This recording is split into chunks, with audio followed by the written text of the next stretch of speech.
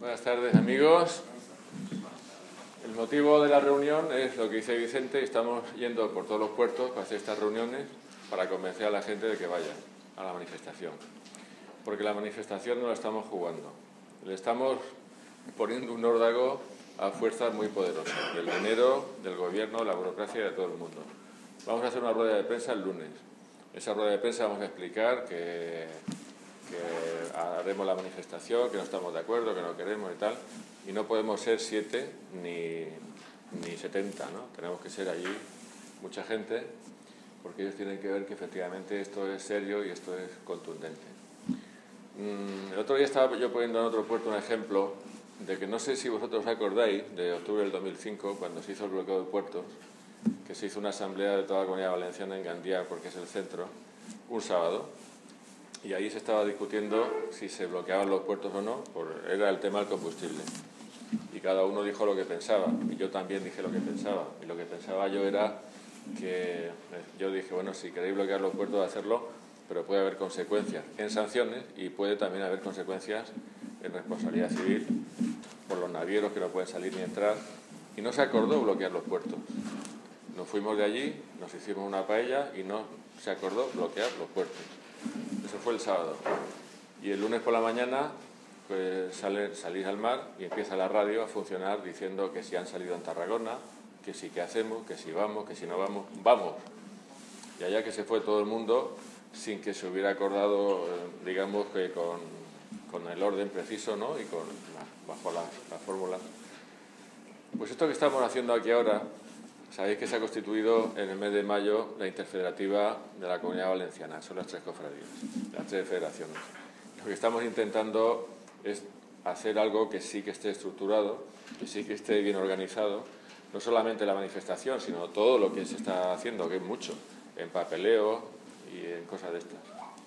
Y sobre todo, pues en cuanto al tema de la manifestación, efectivamente la interfederativa sí que acordó convocar la manifestación, y ahora lo que tenemos que hacer es organizarla lo mejor posible, pues nada, para que funcione, para que haya mucha gente y tal. Voy a explicar un poco por encima el expediente en qué consiste y cuáles son los inconvenientes de lo que nos quieren hacer, que yo creo que puede ser ya definitivo, porque no es ninguna noticia que nos quitan espacio de pescar con las piscifactorías, con el cable submarino eléctrico, con el cable telefónico. Las desaladoras también dan problemas, en fin, el tubo, todo eso, ya lo sabéis. Y esto yo creo que ahora puede ser la definitiva. Bueno, esto es un expediente que se inició en el 2010 mediante una petición hecha antes, resuelta en el 2010, en diciembre, que hizo una empresa escocesa que se dedica al petróleo a través de 2 filiales que tienen en España, que se llaman Med Oil y Capricorn Spain, y se publicaron 2 reales decretos en el 2010, autorizándole la investigación de hidrocarburos. Pero este es un expediente que se desenvuelve progresivamente en el tiempo. Esto no es un expediente que tiene un principio y un fin. Primero se autoriza eso, que ya se dio en esa época, y después se tiene que autorizar los actos concretos de cómo se va a hacer esa investigación de hidrocarburos, que no es una investigación para ver si hay petróleo, ya lo saben, porque se han hecho otras investigaciones en otros momentos. Es un expediente o sea, es una autorización la que se tiene que dar ahora a continuación, que es lo que se está tramitando en este momento, para autorizar, si procede, los actos concretos de investigación. Esos actos concretos de investigación, ahora explico en qué consisten, pero son básicamente lo que llaman la prospección sísmica 3D, que es que van barriendo el mar con un cañonazo pulsante cada 10 segundos de un sonido muy potente. Después de eso, si se autoriza y ellos consiguen hacer su investigación y su modelado 3D, que es la finalidad de eso, es un modelo en 3 dimensiones del lecho marino y de los sustratos inferiores, se autorizaría también, si procede, y también previo expediente, una perforación experimental, y después ya la industria, que podrían pasar, la industria extractiva de petróleo, 5 años como mínimo, según estiman los expertos, desde que se hace la perforación experimental. Lo que están haciendo ahora y lo que nos está preocupando ahora se llama prospección sísmica 3D. Sísmico no quiere decir que vayan a causar un terremoto como Castor, no sé por qué se llama así, pero se llama así. Y consiste en que cogen un barco y lanzan con un cañón de sonido un ruido que, como he dicho, se sube y baja cada 10 segundos, son 259 decibelios, que es un ruido potentísimo, de muy baja frecuencia. Eso es como si fuera una ecosonda cualificada, va al fondo, rebota, lo recogen unos micrófonos y con eso ellos hacen su modelado en 3D y tal. Y entonces está públicamente reconocido que eso tiene problemas para el pescado porque les revienta la vejiga natatoria a los peces y los mata. Es muy peligroso para los cetáceos, a nosotros no es ahora mismo nuestro problema, aunque es un problema en general, los cetáceos, claro, porque es medio ambiente, pero en los peces esto es el efecto estándar y digamos que si la onda no les pilla tan cerca como para matarlos, pues puede causarles enfermedades, puede causarles lesiones, son lo que llaman los efectos subletales, y sobre todo pueden provocar una reacción muy elemental, que es la reacción de huida, que es lo que haría todo el mundo ante un sonido así tan molesto. Nosotros también nos marcharíamos, el pescado puede coger y marcharse. Aquí ellos han presentado un estudio de impacto ambiental bastante flojo. Bueno, van a trabajar yendo para el canal. Han cogido 4 rectángulos de 78.000 hectáreas cada uno. Hay mucho terreno. Y van a trabajar ahí delante. Esto pilla todo el Golfo de Valencia, pilla toda la Comunidad Valenciana. Y lo que han hecho ellos ha sido un estudio que es bastante flojo, en el cual están intentando convencer a todo el mundo, convencer, en este caso al Ministerio de Medio Ambiente, que tiene que dictar la declaración de impacto ambiental, de que esto no es un problema para el sector pesquero ni para los peces. Y para eso se han basado en unos estudios que se supone que están por ahí, unos son experimentales, los otros son empíricos, pero bueno, estudios científicos, y se ha descubierto, curiosamente, que muchos de esos estudios científicos que ellos citan, pues cuando se refieren a una página web donde están publicados no existe esa página web, se ha roto el vínculo o ha caducado o no se puede encontrar, y han quedado, yo creo que hay un poco estas personas en tela de juicio en cuanto a su rigor científico. Básicamente, el problema que yo veo después de haber leído el estudio de impacto ambiental y todas otras cosas, pues es que ni ellos mismos saben lo que va a pasar, precisamente a cuenta de los pocos estudios que hay. Entonces hay una gran incertidumbre sobre cuáles van a ser las consecuencias de esta actividad de la prospección sísmica. Entonces nosotros, que hemos hecho de todo aquí, nos hemos reunido con ellos varias veces. Y en las reuniones les hemos hecho 2 preguntas clave que nos importaban mucho, que no nos han contestado. Una pregunta es, ¿a qué distancia se disipa el sonido? Y la otra pregunta es, ¿qué pasó en otras experiencias prácticas que ellos han tenido? Ellos han estado haciendo estas cosas en otros mares y en otras partes. Y en el estudio de impacto ambiental, digamos que sacan pecho diciendo, vale, hemos trabajado en Noruega, hemos trabajado en Reino Unido, en Canadá, en Groenlandia, tenemos mucha experiencia, etc. Y de una forma muy paradójica, pues en vez de explicarnos cuál ha sido el resultado práctico y concreto en las pesquerías y en la actividad de los pescadores, las lonjas, ¿no?, esas actividades concretas que han hecho, pues lo que nos hacen es ponernos unos estudios teóricos. Los estudios teóricos, dice el Instituto Español de Oceanografía, que muchos de esos estudios teóricos que dicen que aquí no pasa nada, son estudios que los ha financiado también la propia industria petrolera. Lo que hemos dicho en las alegaciones, hemos dicho muchas cosas, hemos presentado 13 folios de alegaciones. Pero una de las cosas que hemos dicho es que si esto, en vez de ser un estudio de impacto ambiental, fuera un estudio de impacto sobre el pavimento de uno que se tira de un 5.º piso, pues habría 2 formas de valorar qué es lo que le puede pasar a una persona que se tira de un 5.º piso. Una forma es acudir a la experiencia cotidiana, a la estadística y a las comprobaciones, a las urgencias de los hospitales, y eso nos dice que cuando te tiras de un 5.º piso te haces una torcilla y te matas.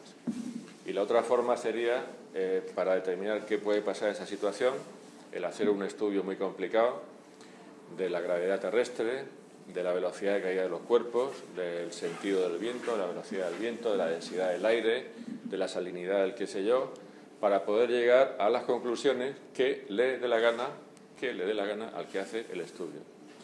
Bueno, esta comparación la hemos puesto en las alegaciones, porque teniendo, como tienen, esa grandísima experiencia en otros mares, pues lo que tenían que haber hecho es contarnos lo que ha pasado en esos mares. Y en vez de eso nos vienen con esos estudios que son más que dudosos, ¿no?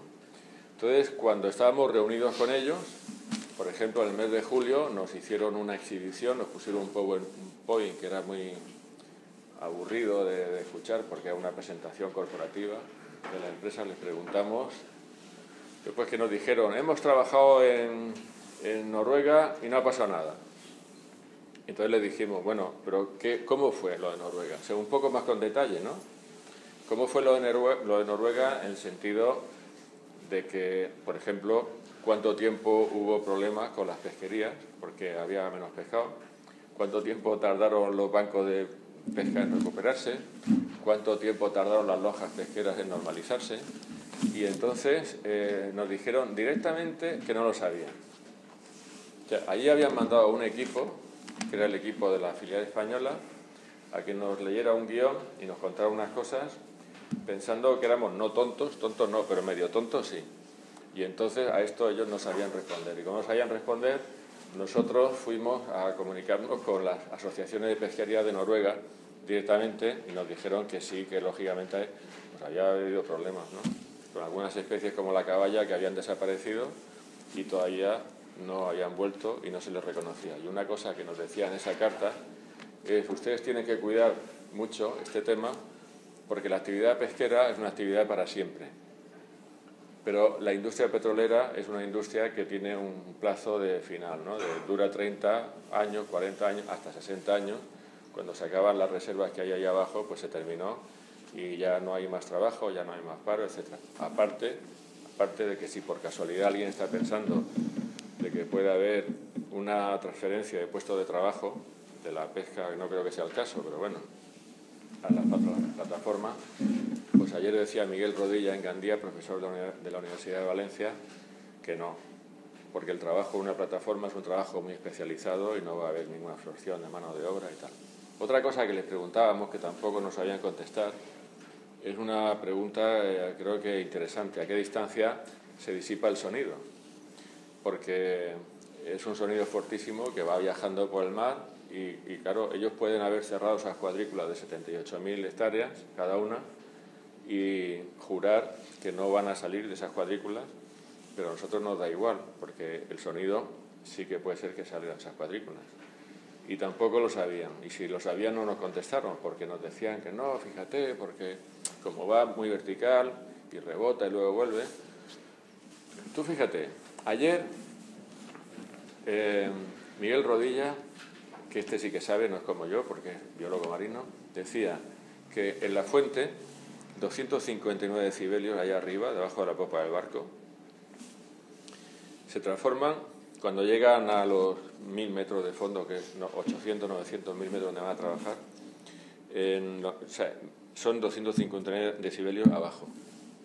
O sea, ese sonido a esa distancia, él sabrá por qué lo dice, supongo que en fin, es riguroso, no se disipa. Tenemos ese cañonazo arriba y tenemos ese cañonazo abajo. Sin embargo, estos dicen en su estudio que esos 259 decibelios es lo que hay a 1 metro del foco emisor. Bueno, pues parece ser que a 1 metro y a 1000 metros también, lo mismo, exactamente igual. Entonces, resulta que ha hecho un estudio, ha hecho un informe el Instituto Español de Oceanografía, que sabéis que siempre nos aprieta las clavijas, pero en este caso aquí pues nos puede ayudar. Y ellos consideran que ese sonido se puede disipar a una distancia de 18 millas náuticas, que son 36 kilómetros.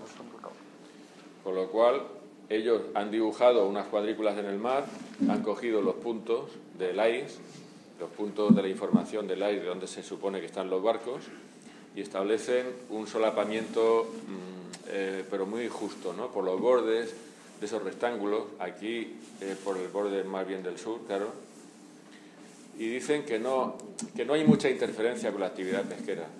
Pero claro, no han tenido en cuenta, primero, que muchos pues no apretáis el like porque no os da la gana apretarlo, y luego pues que el sonido sale de esas cuadrículas, y esto se lo tienen pues eso, muy callado y porque no les interesa.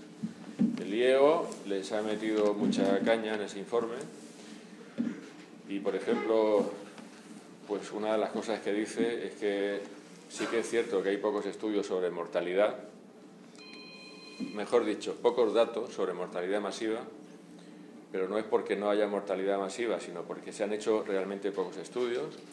Y otra cosa que dice es que el pescado, aunque no lo maten, posiblemente los efectos más importantes son esos que llaman subletales, que son problemas de lesiones físicas y problemas de reacciones típicas del estrés y de huida, ¿no? Y también problemas de la maduración y en el buen fin de las huevas y de la larva de los peces.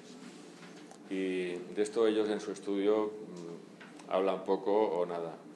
El IEO cita también un estudio experimental de los pocos que hay fiables que se hizo lejos, pero nos puede servir como referencia, en el mar de Barents, que me parece que está por Alaska o por ahí.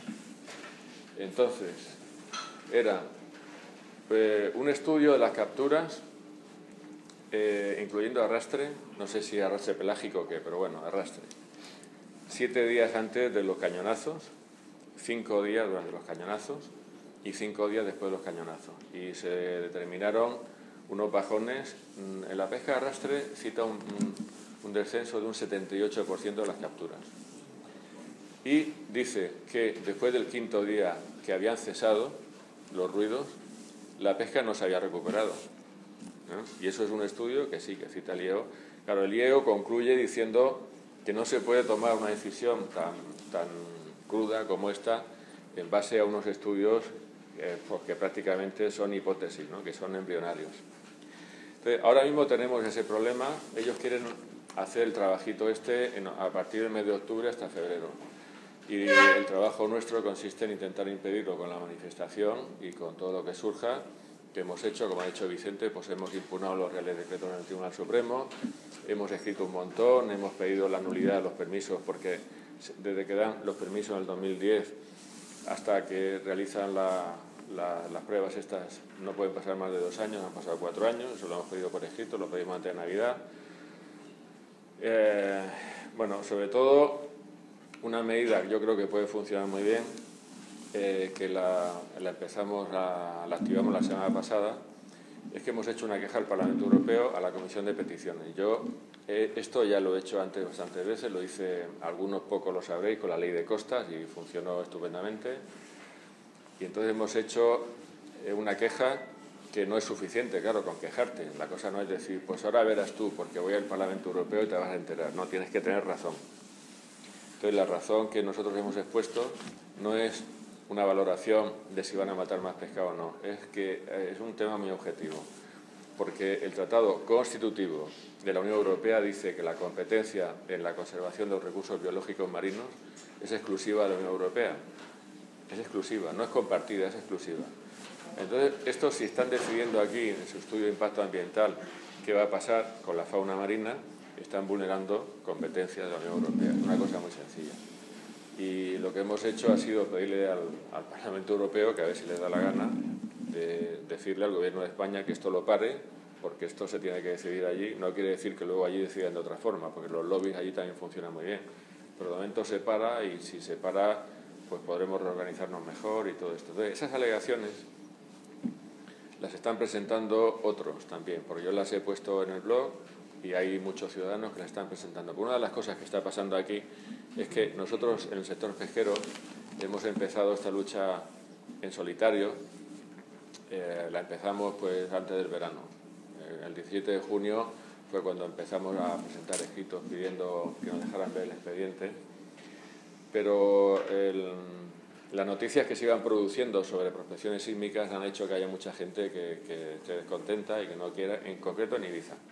Entonces, ahí en Ibiza han nacido una serie de plataformas ciudadanas que ahora, pues bueno, estamos haciendo alguna pequeña colaboración con ellos, están recogiendo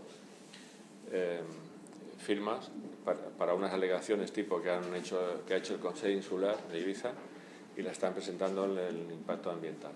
Entonces el otro día me llamaron y me dijeron que qué más se podía hacer y que qué otras cosas se podían hacer. Entonces yo dije, bueno, pues lo que se puede hacer es que si queréis, esta queja al Parlamento Europeo la podéis presentar también, porque de esa forma el Parlamento Europeo llamará la atención, la cosa, políticamente. Jurídicamente no significa nada. Que haya 1 millón de alegaciones con el mismo contenido, da igual, es suficiente que haya una. Pero esto socialmente y políticamente, pues yo creo que sí que puede hacer que el Parlamento Europeo se lo tome más en serio. Y entonces una de las cosas que estamos proponiendo, y ya se está haciendo en Cofradía de Castellón, es que ese modelo de alegaciones, de queja al Parlamento Europeo, aparte de que lo hemos presentado como comisión interfederativa, que cada uno de los asociados de la cofradía lo firme también, y lo que hemos organizado es un sistema que consiste en que los secretarios de las cofradías recopilan todas esas quejas debidamente cumplimentadas y firmadas, y cuando estén todas se las mandan a la Federación Nacional, y la Federación Nacional las presenta en la sede del Parlamento Europeo que hay en el Paseo de la Castellana de Madrid, y así no tenemos que pagar 3,5 € por certificado de correo por cada uno, que no le apetece a nadie, ¿no? Porque al final empieza a sumar y digo yo que bueno, es un ahorro. Entonces, eso lo estamos haciendo.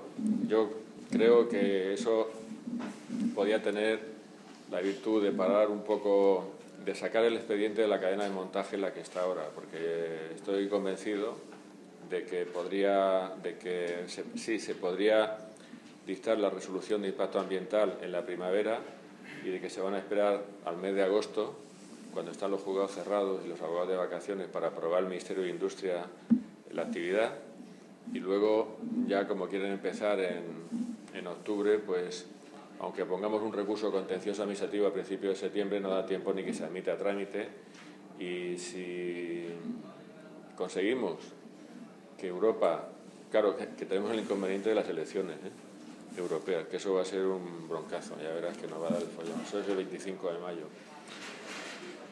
Y se va a cruzar porque son las fechas clave, son las fechas clave. Pero bueno, si tenemos la suerte de que la Unión Europea les llama la atención y le dice, mire, usted esto no lo puede hacer así, mándenos el expediente, lo sacaremos de la cadena de montaje y eso ya será algo. Luego hay que tener en cuenta hacia dónde vamos, y con esto termino. Hacia dónde vamos. Porque lo de la prospección sísmica es un aperitivo. El problema viene cuando se instala la industria petrolífera. Todo eso que voy a decir es que se lo he oído a Miguel Rodilla, no es que yo lo sepa ni que lo haya estudiado, pero él sí. Cogen y se ponen a perforar. Hará una perforación experimental. En esa perforación van a bajar kilómetros y van a ir a los primeros estratos de la formación de la Tierra en el Carbonífero y más abajo, en busca de los embolsamientos de petróleo. Y entonces van a encontrar una serie de materiales históricos, geológicos, en esos estratos, y embolsamientos de agua. Pero no es el agua que conocemos, no es el agua que bebemos ni el agua del mar, es un agua geológica, ácida, con muchos metales pesados y posiblemente con metales radiactivos también, con isótopos radiactivos, sin más, así de simple.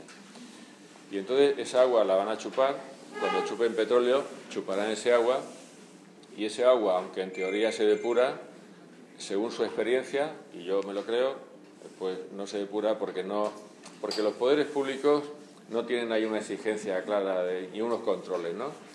Él decía ayer, no sé si es como referente o porque son los precios, que es $3 por 1 metro cúbico de agua. Bueno, en resumidas cuentas, que no la depuran. Y como no la depuran, va a ir al mar. Va a ir al mar, vamos a tener la contaminación servida y asegurada. Es decir, no va a hacer falta que haya un accidente como el del Golfo de México para que cojamos pescado contaminado. Esto lo tenéis que saber. Forma parte del sistema. Podemos empezar a coger pescado que tenga sabor a hidrocarburos, que esté contaminado por hidrocarburos que son cancerígenos. Podemos empezar a tener tasas superiores de cáncer y de cosas de estas en las costas. Podemos empezar a recoger pescado con isótopos de uranio, por ejemplo, y esto es una realidad, esto no es una posibilidad, es que vamos hacia esto, con lo cual, o sea, el problema es realmente gordo, no es ninguna broma, esto no es el tubo del gas ni el cable eléctrico, esto puede ser pues una catástrofe. Y entonces ya está, estamos haciendo esto porque ha habido gente aquí, en concreto Manuel Albiol, el secretario de la Federación de Castellón, que se han dado cuenta de que tenemos una responsabilidad histórica y que dentro de 20 años nos pueden preguntar ¿y vosotros qué hicisteis cuando teníais la oportunidad de decir no y de oponeros y tal? Y entonces estamos haciendo de todo, pero digamos que para escribir un recurso ya me encargo yo hago el recurso y organizo las cosas, las firmas, todo eso lo hago yo, pero para estar en la calle hace falta que estéis todos y hace falta que se lo digáis a los vecinos, a los amigos, a la familia, porque si en vez de poner un autobús se ponen 2 o se ponen 100, pues mejor. Y ellos tienen que ver que ahí hay gente. Y luego tenemos la buena fortuna de que habiendo empezado en solitario, resulta que han empezado a convocar también manifestaciones para el mismo día 22 en las islas, en Baleares, y va a haber una manifestación en cada isla, lo cual está muy bien y estupendo. Pero es que me enteré la otra noche de que en Fuerteventura también lo van a hacer el día 22, que ahí también hay prospecciones. Y entonces, bueno, dentro de la dificultad que tiene el tema y de lo casi imposible que es el hacerle frente a estos lobbies económicos y al gobierno, pues a lo mejor resulta que con un poco de aquí, otro poco de allí, lo conseguimos y ya está, y nos dejan seguir trabajando en paz. Pero todo el mundo tiene que estar, todo el mundo tiene que colaborar y ir a la manifestación, contarlo en los bares, en el almuerzo, que la cosa es gorda. O sea, no esperemos a que estén ahí las torres y el pescado negro de petróleo y todo eso. Bueno, esa es básicamente la cuestión. Y si tenéis alguna duda y la queréis consultar y yo la sé responder, la respondo. Y bueno, si voleu fer alguna pregunta, la feu. Ara arribeu a hora. Bueno, pues si no hi ha preguntes que fer, sí que vos demanaria... bueno, demana no, és en el bé de tots, no és... jo tinc el meu negoci també, com el tenim tots ahir, o el nostre treball ahir, encara que jo no treballo allà, jo he de treballar el meu, però que col·laborem tots i omplim l'autobús. L'autobús són 55 persones, però almenys un autobús han d'omplir. Feu cada un el que ha dit Pepe mateixa, els companyeros i tot, feu-vos perquè vinguin. Gemma ara agarrarà nota dels que ja estan així presents que vulguin vindre i que s'apunten per vindre. Això és el que hi ha. I crec que Vicent vol... demana la paraula, Vicente. Sí, quería preguntarle al señor Ortega. Señor Ortega, usted ha dicho que es un proyecto del 2010. Ahí tiene que tener dinero ya gastado para llevar adelante. Y segundo, también le he oído decir que sí que hay petróleo. Va a ser duro eso de parar. Es un proyecto del 2010 en el que hay mucho dinero por el medio. La prospección sísmica tiene un presupuesto de 24 millones de euros, solo la prospección sísmica. El petróleo lo hay, el petróleo saben que lo hay, el petróleo hace 20 años que saben que lo hay, pero está está muy profundo, o sea, el lecho marino, no ya el embolsamiento de petróleo, sino la columna de agua, es una columna de agua que se las trae, ¿no? Estamos hablando de casi 1000 metros. Entonces, ese petróleo, como está en aguas tan profundas, el sitio donde hay que pinchar, pues hasta ahora es que no era rentable sacar ese petróleo. Y por eso es por lo que no han ido por ese petróleo. Con el precio que tiene hoy el crudo, eso sí que se ha vuelto rentable y van a ir a cogerlo. Y por cierto, aprovecho la ocasión para aclarar una cosa por si acaso puede haber algún malentendido. Porque hay gente que a lo mejor podría pensar, no aquí, sino fuera de aquí, que qué insolidarios son. Que si es bueno para España que haya petróleo, que por qué, por los intereses sectoriales de los pescadores, que no se coja eso. He hecho un evento en Facebook. Es importante que se sepa que aunque vayamos a coger petróleo ahí, o vayan a coger petróleo ellos, eso no se traduce en que al día siguiente vayamos ahí al poste y tengamos el combustible más barato. Vamos a tener el combustible al mismo precio, ¿eh? Ellos solamente se comprometen a suministrar a España. Ellos dicen que producimos 7.000 barriles al día y consumimos 1,5 millones. Lo utilizan como argumento, pero claro, si en vez de producir 7.000 producimos 14.000, pues tampoco vamos a salir de un problema de autoabastecimiento. Y entonces que no haya ningún malentendido, porque la gente no piense, porque a lo mejor podría ser muy interesante. Es decir, si realmente ese petróleo que es nuestro, lo pudiéramos tratar como nuestro y distribuir como nuestro al precio que nosotros quisiéramos, a lo mejor podría ser una buena cosa para la economía del país, porque bajarían los costos de producción de las empresas que necesitan energía, y a lo mejor pues eso podría ser un impulso para la economía, adelante, para el empleo y todo eso. Bueno, eso no se va a producir, ¿eh? Entonces, ellos van a hacer un negocio. Es que aquí el balance final de esto y el cuadro final es que hay que saber verlo, ¿eh? Porque ese petróleo es de España, con permiso de Cataluña, petróleo de España, y entonces ellos le van a coger el petróleo de España y se lo van a vender a los españoles como si fuera suyo, a precio de mercado, igual que si fuera el petróleo de Arabia Saudí. Entonces lo que va a quedar a España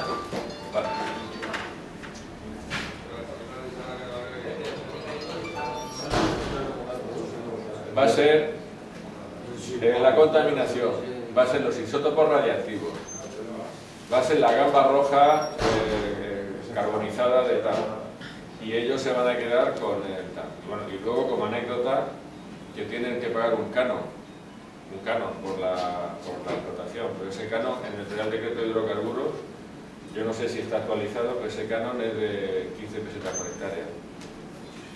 Y durante esto de la protección sísmica, el canon es de 1 peseta por hectárea. 1 peseta por hectárea, o sea que nos vamos a hacer una fiesta que no veas con 1 peseta por hectárea. Vamos a hacer un pedazo de cena de la muerte.